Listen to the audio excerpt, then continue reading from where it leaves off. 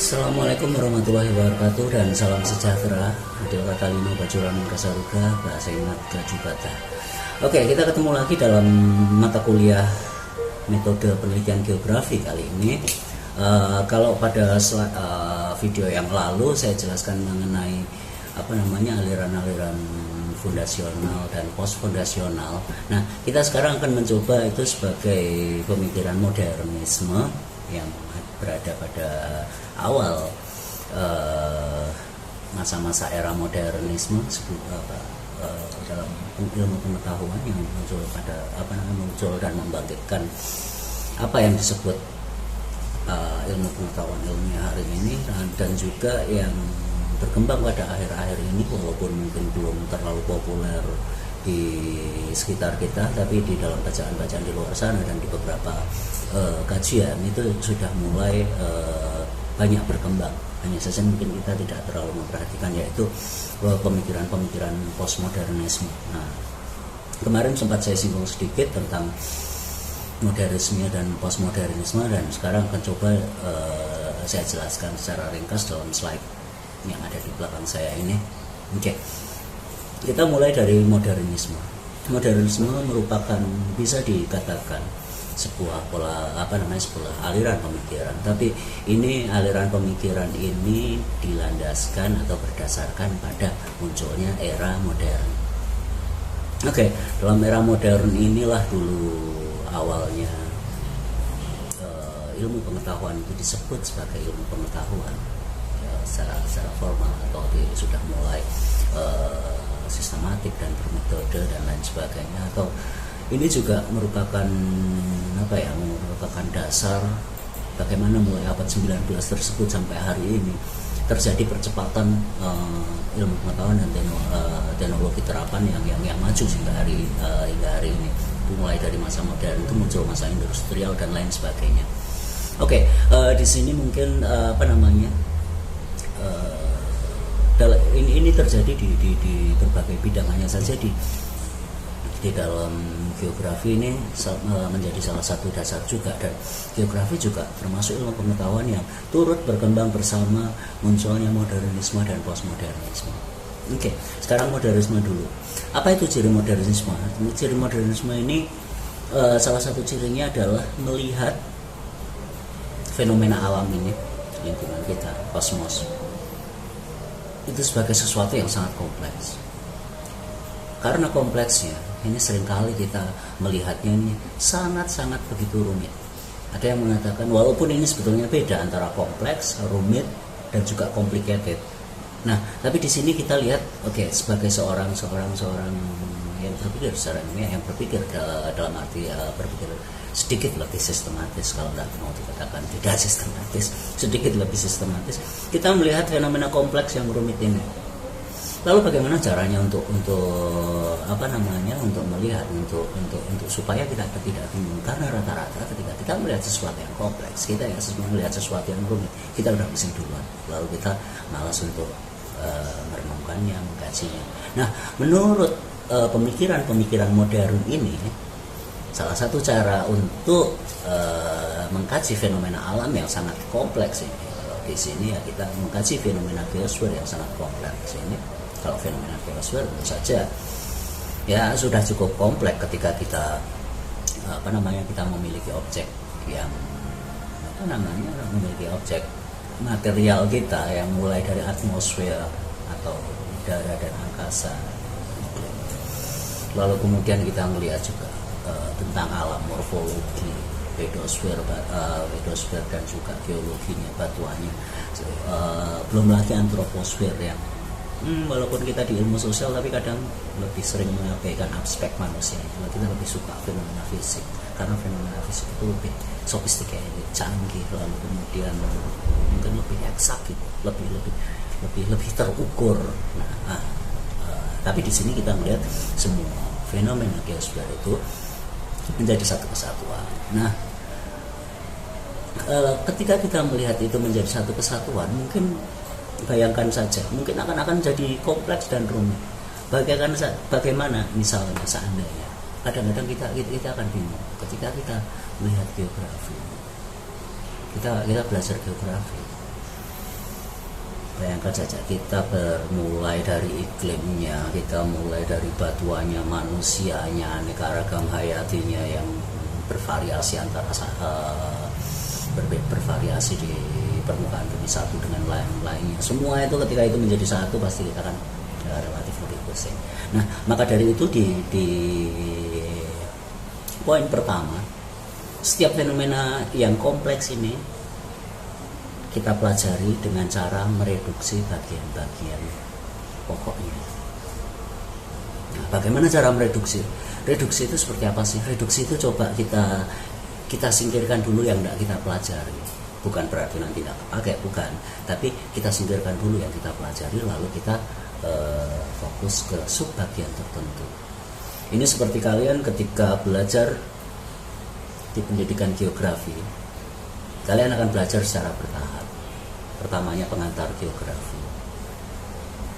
Nanti kemudian yang fenomena geosfer yang lainnya sedikit diabaikan. Kita belajar morfologinya, tinggi rendah suatu tempat, regional, kita belajar geografi regional, kita mengenali satu tempat dan tempat lain. Itu ketika kita belajar geografi regional, tentu saja kalau kita mempelajari langsung satu peta dengan global atau dengan peta dunia, mungkin kita akan terlalu sangat-sangat rumit dan sulit sekali membayangkan. Jadi orang-orang modern ini, orang-orang berpemikiran modern ini, kita fokus pada bagian-bagian tertentu. Nah, bagian-bagian yang kita fokuskan ini kita pelajari dengan detail. Lalu kemudian bagian-bagian pokoknya.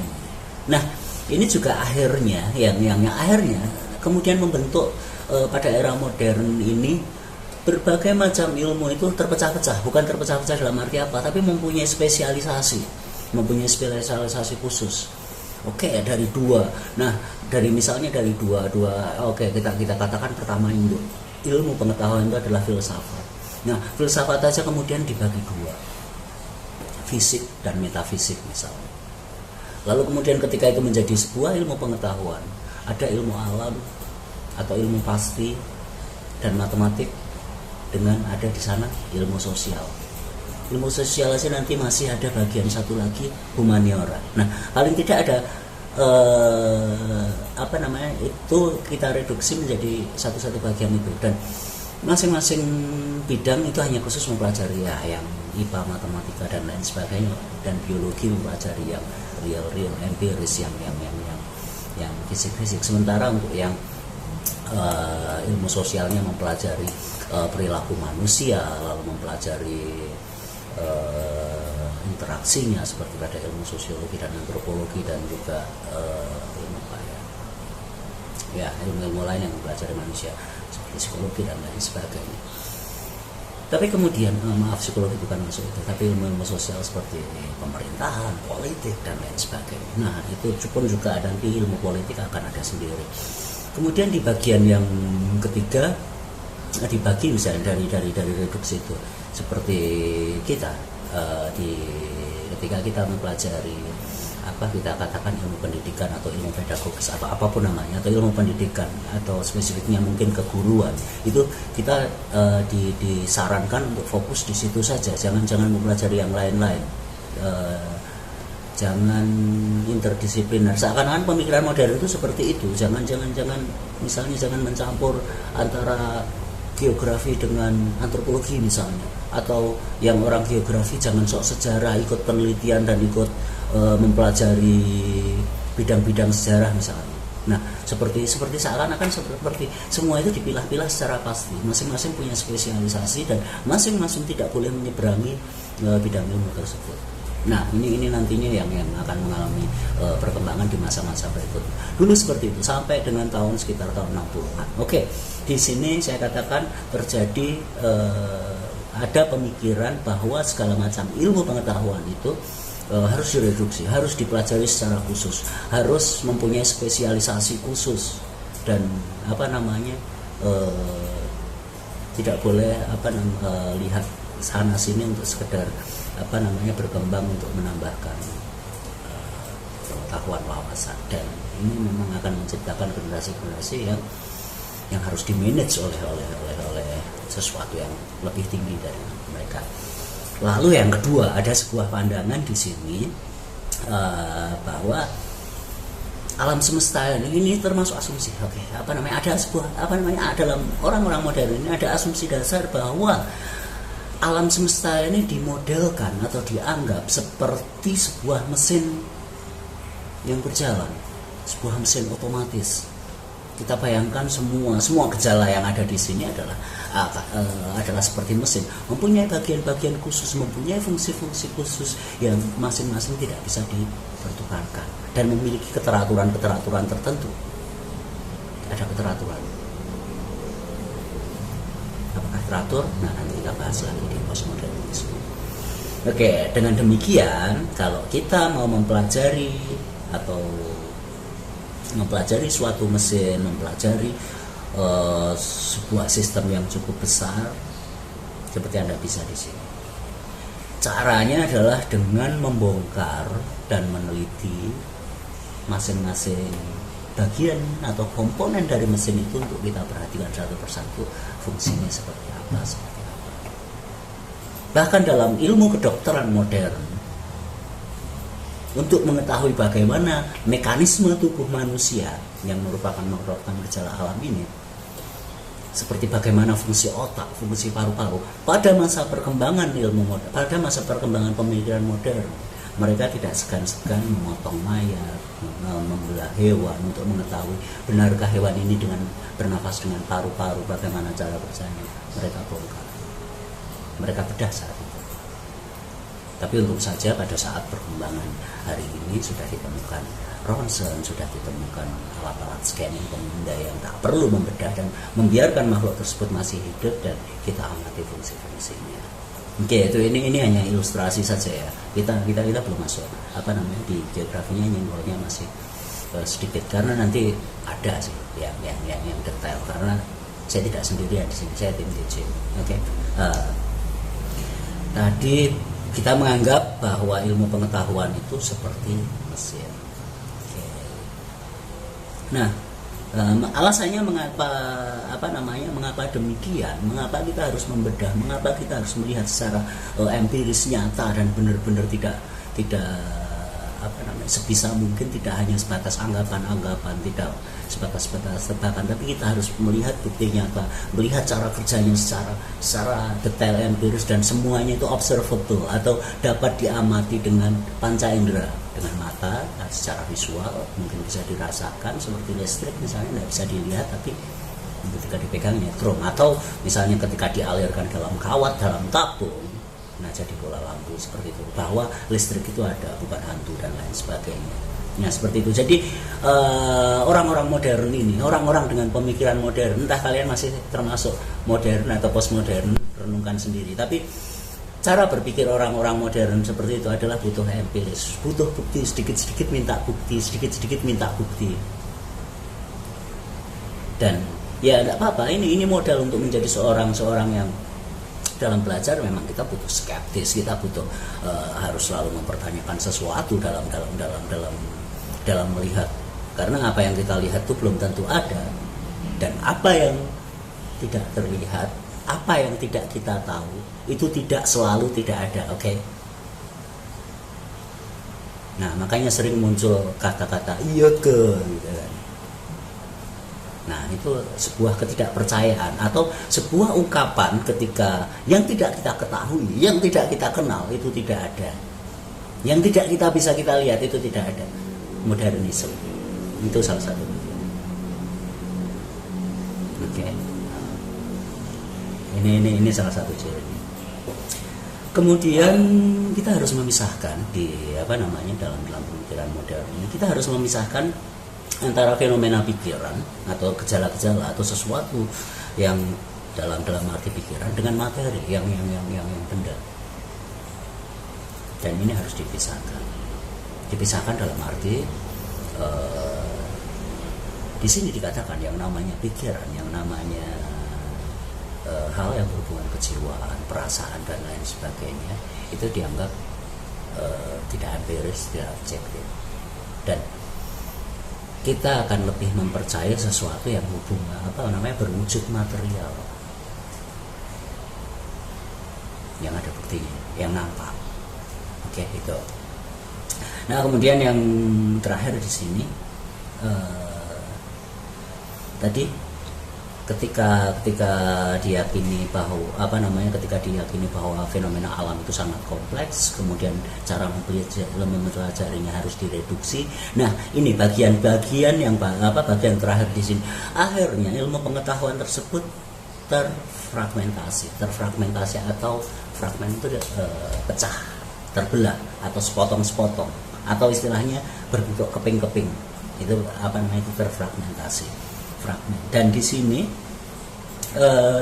terbagi menjadi dua, yaitu di sini ilmu kemanusiaan atau ilmu yang manusia, ilmu alam, di sini ilmu sosial, humaniora di sini dipisahkan dengan ilmu alam. Jadi ketika kita kita mempelajari alam pikiran seperti filsafat, seperti segala sesuatu yang mempelajari kejiwaan, kemudian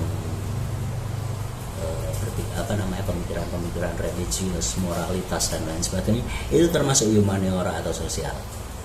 Oke. Nah, kemudian yang satu lagi ilmu eksak. Di sini ilmu eksak adalah ilmu yang memfokuskan pada alam materi,